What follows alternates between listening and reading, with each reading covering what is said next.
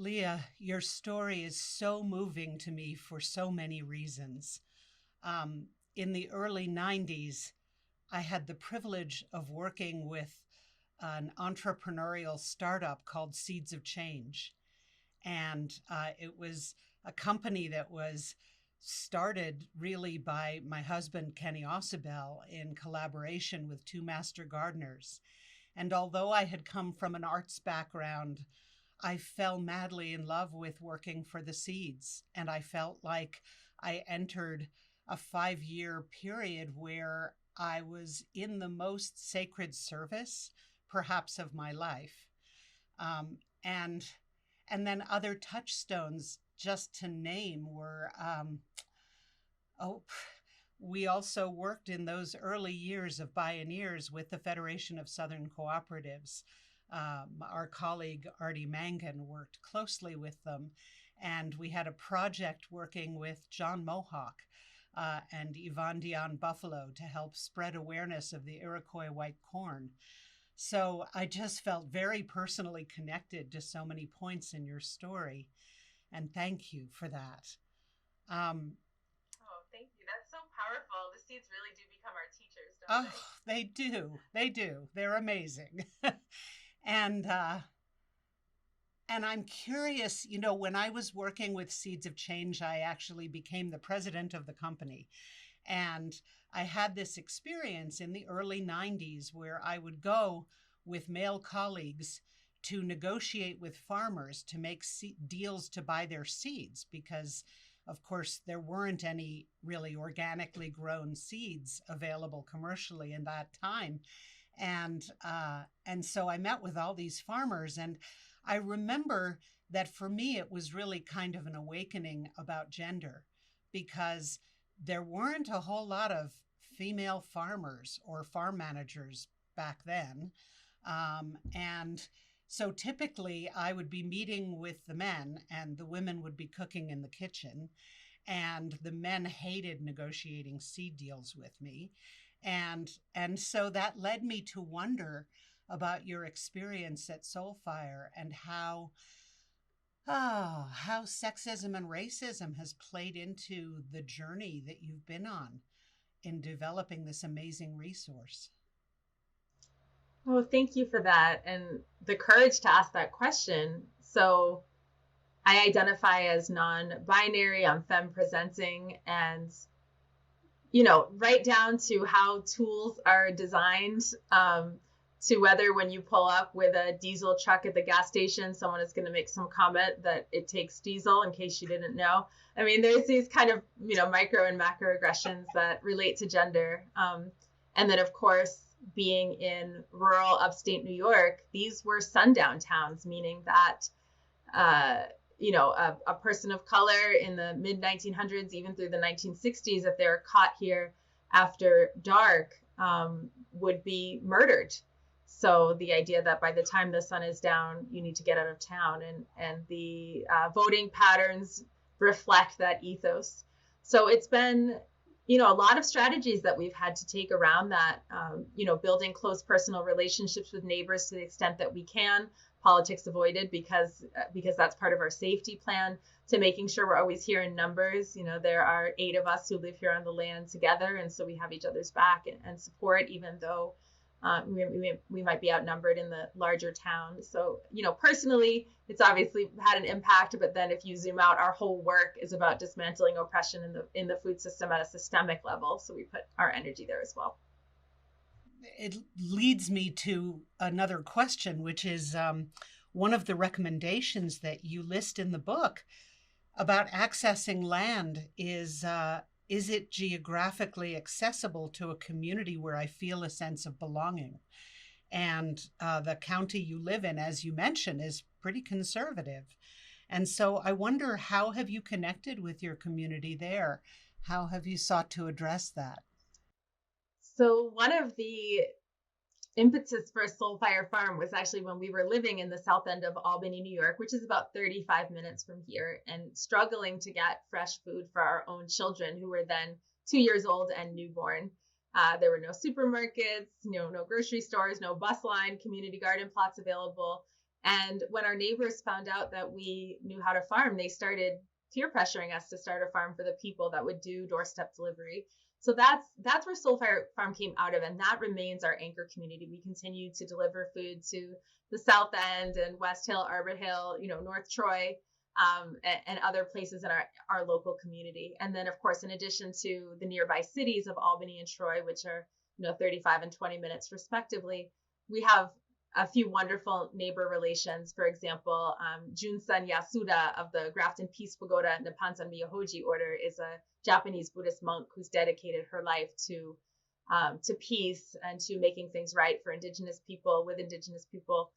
So she's a bright light, and that institution is a bright light that anchors us here in Grafton. Wow. Beautiful.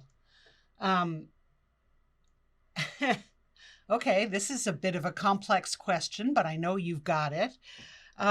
Your book is entitled Farming While Black, Soulfire Farm's Practical Guide to Liberation. And your farm now is on what was originally, as you mentioned, Indigenous Mohican land. How do you reconcile the complexities and injustices of history? And what do you mean by liberation of the land? Yes. I think it's so important to acknowledge that, those of us who are not Indigenous to Turtle Island enjoy settler privilege, whether our ancestors settled here by will, whether they, fled oppression, whether they were forced here in the bowels of slave ships. I feel like we all need to acknowledge whose land we are on, not just in word, but in deed. And it can be, it can be tempting, I guess, as an organization and as a community that's Black, Indigenous, Latinx, Asian here to say, well, we'll wait for the white people to do that solidarity work, because really, why should we have to share when we've experienced all those oppressions?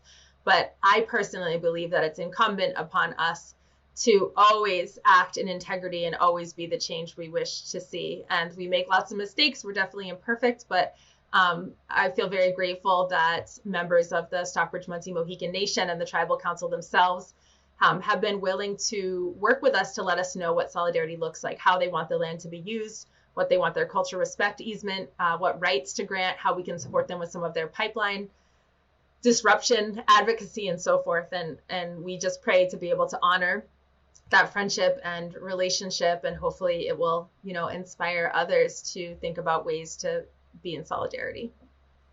Beautiful. Thank you. What do you mean by the liberation of the land? So there's a really beautiful chant that comes out of the Malcolm X grassroots movement that says, "Free the people, free the lands." You chant it 3 times: free the people, free the land, free the people, free the land. And then together we say, by any means necessary.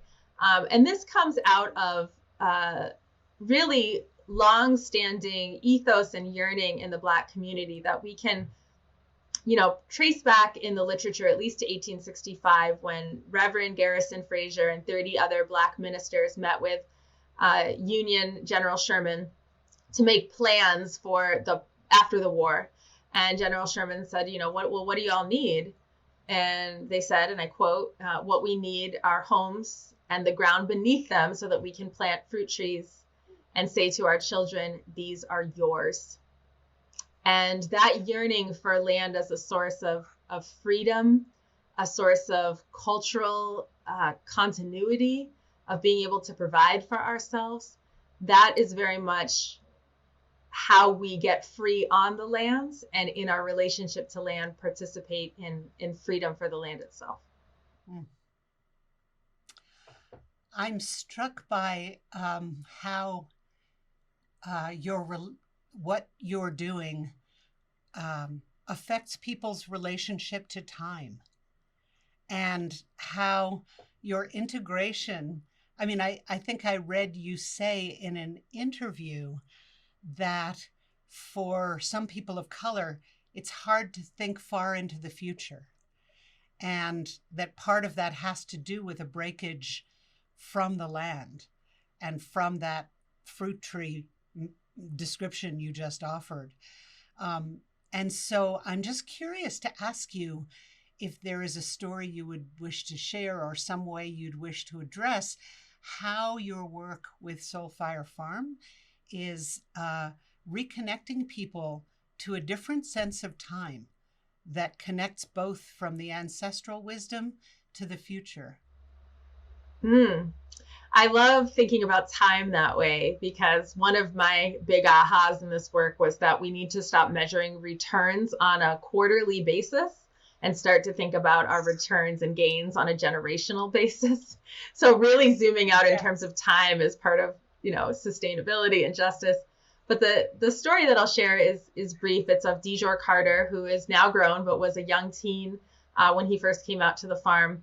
And this child was not trying to get out of the van to participate in the activities on the farm. He was terrified of the bugs and mud. But then when the rest of his peers started to go on a tour, he became even more afraid that a bear would find him and eat him while he was left alone. So he came along, and as soon as he realized that his sneakers were getting soiled by the mud, he took them off and went barefoot like many of the other young people.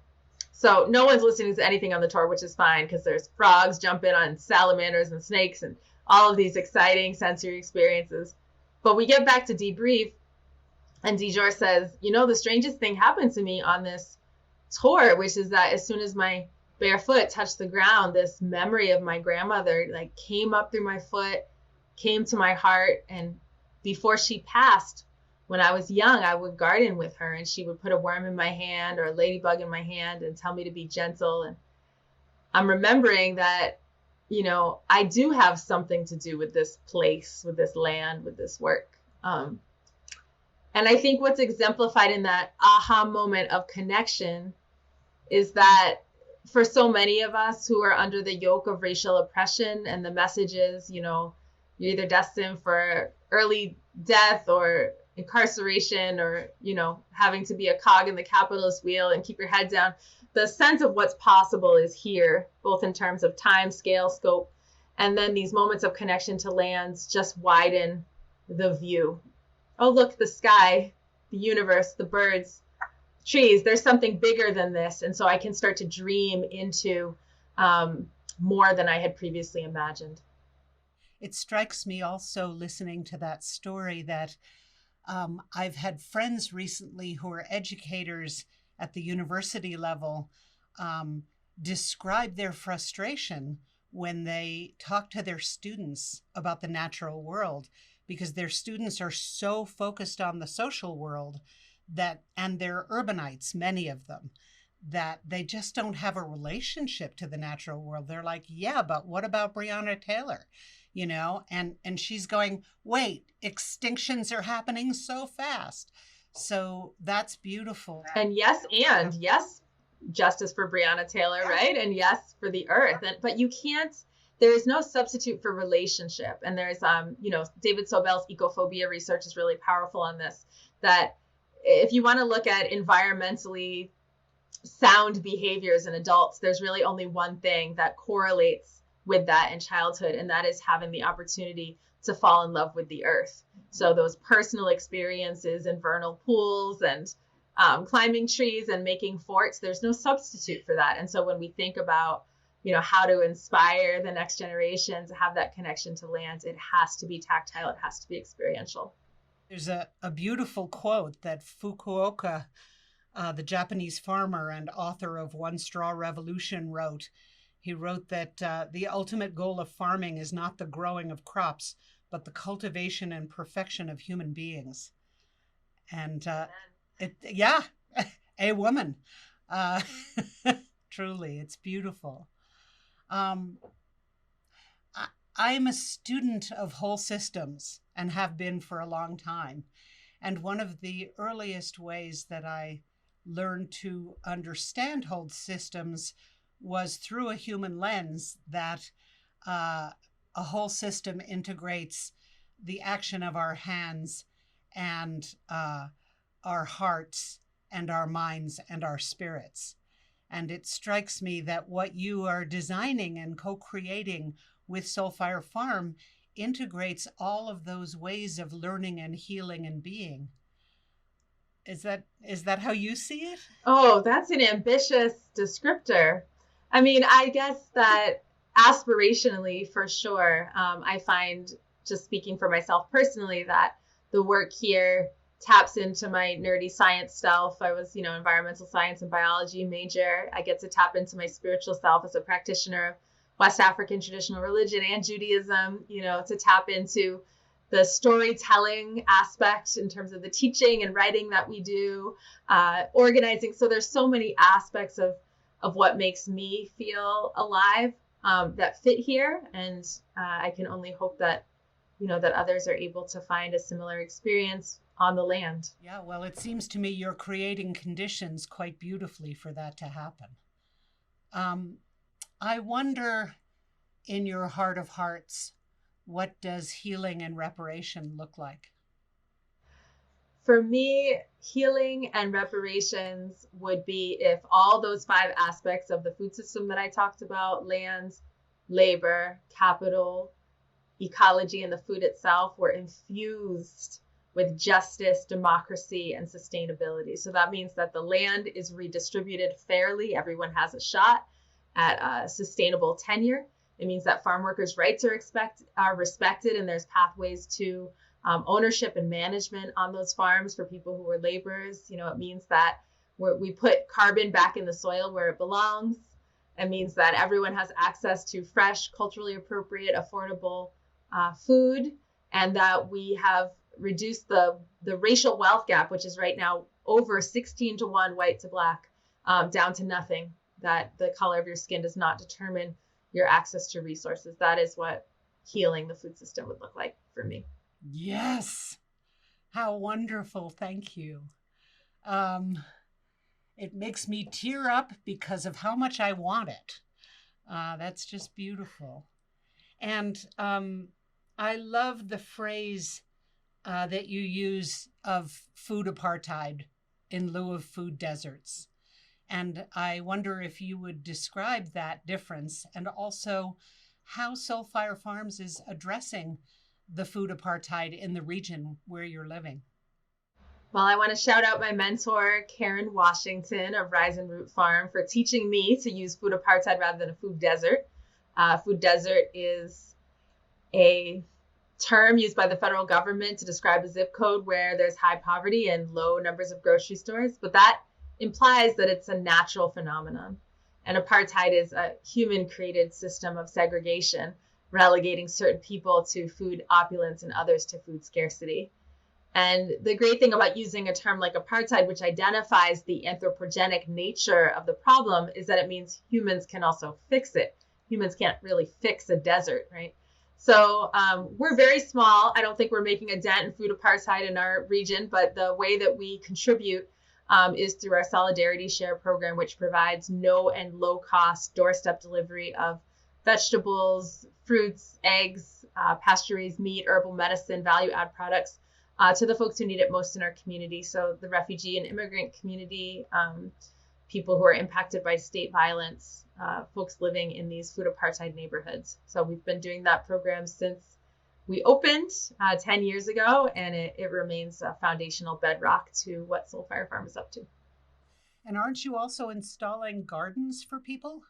Yes, and shout out to Kiani and Naima who coordinate that, and Amani who invented that program. Soulfire in the City provides food apartheid survivor families with an 8x4 raised bed garden, the compost, seeds, plants, technical assistance, camaraderie and community around growing their own gardens. And, as you can imagine, in time of pandemic, the interest in this program surged, and our team was just so awesome at responding and quadrupling the number of gardens that they, had intended to do in terms of what they actually implemented. It is very powerful to hear from families that not only did that provide food, but also a healthy way for their children to be active and engage, and something to do as a family in a really stressful and hard time. I hope this isn't too personal a question to ask, but I wonder, how did a former trapeze artist come to form such a deep relationship with the earth and soil? Well, I was an amateur trapeze artist for a handful of years. And it was a lot of fun. But I will say that my childhood wish, when wish on a dandelion or on a star for some magical power was always to be able to fly, as much as I love to be grounded on the earth. And so aerial silk trapeze was the way of flying. We had a rig among some big, tall, white pine trees, and climb up there to do the aerial dance, and the whole rig sways, the trees sway in the wind, and it really does feel like taking flight. And as someone who is deeply invested in women's leadership, I can't help but be curious about what in your childhood helped you become someone who had so little self-limiting belief and so little self-obstructive behavior and a capacity to really envision and actualize a dream in the way that you are. Well, that's very generous. I don't know if I agree with all of that, but I will say that sometimes difficulty and trauma birth a work ethic, a doggedness. And I think for my siblings and I mean, of course, we had incredible role models in our grandfather, who was, the first Black engineer to work for NASA, are very involved in the civil rights movement. Our parents are incredible. And we grew up with a lot of challenges in our life around, poverty and addiction and bullying and abuse. And I think that the way that impacted my siblings and I is that we became very, very, very determined to be in control of our own destinies and to try to make conditions in community that would prevent anyone from having to struggle in those particular ways. So yeah, Alan, Naeem, and I have in common this pretty fierce determination and tirelessness. Yeah, it's beautiful. I have one science nerd question for you, and then I'm going to invite you to close us out with a story. The science nerd question is really about how the kind of regenerative farming that you're doing and teaching is helping the soil to sequester carbon, how it's affecting the ecology of the area, as well as impacting climate. So my wonderful colleague at Soulfire, Larissa Jacobson, talks about the work of farmers as calling the carbon back into the soil because it has been erroneously liberated into the atmosphere through tillage and overworking. So the way to trap carbon back into the soil is in the form of organic matter. So using cover crops, mulches, no and low till systems, perennial polyculture, which is a fancy way of saying trees, bushes, and things that get along with them, planting native species. And we use all of these techniques and technologies. And something that's so exciting is when we first, signed papers for this land back in 2006, you could barely get a spade into the earth. I mean, the topsoil was so eroded that it was subsoil on the surface and very hard pan, gray, impenetrable. The organic matter was just a few percentage points. But after a decade of these practices, we see, organic matter 10 or higher percentage points, which is pre-colonial levels. It's a very exciting concept of re-indigenizing soil through the restoration of carbon. Beautiful. That's amazing. I understand that story is a key part of how you teach and what you do at Soulfire Farms. And I have come to believe through 30 years of Bioneers that stories are one of our most powerful tools for transforming the world. And of course, George Lakoff, who's the cognitive linguist, says that once your heart has wrapped around a story, no amount of facts to the opposite can get you to relinquish that story. Only a better story can get you to change. So I think as I invite you to close us out, I want to invite you to share a story with us. So the one that's coming to mind is my partner Jonah's favorite story that I tell. That's a bit of a fable. So this is a story of grandmother Pine, who was in the waning years of life and really lamenting that she never attained her goal to be tall enough to see over the hills and see far. And as she was weeping her photosynthate sugar tears onto the ground, her cousin, the mycelial network, the fungus, felt those sugar tears, was nourished by them, and asked her what was wrong. And she said, all my life I've wanted to grow tall, and I have mastered the art of turning sunlight into sugar, but I can't figure out how to drink rocks to have enough minerals to grow tall.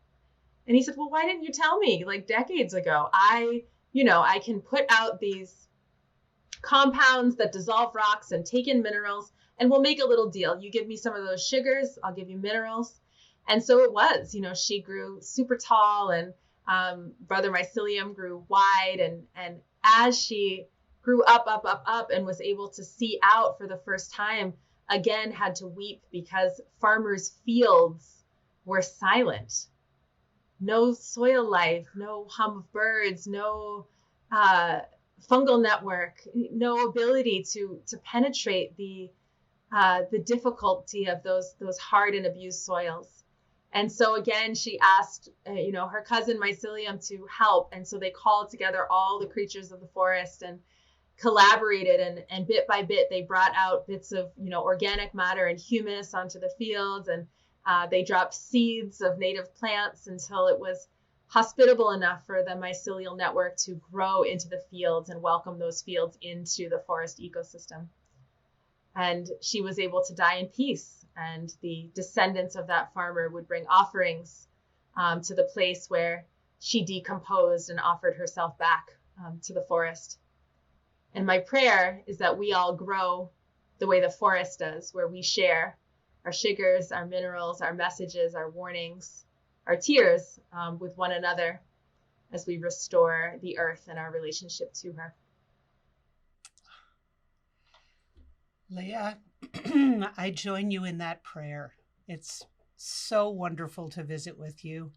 Thank you so, so much. And it's a joy and an honor to be with you. And I look forward to when we can do it face to face. It's a joy and honor for me as well. And I also look forward to being together in safety and health in future months.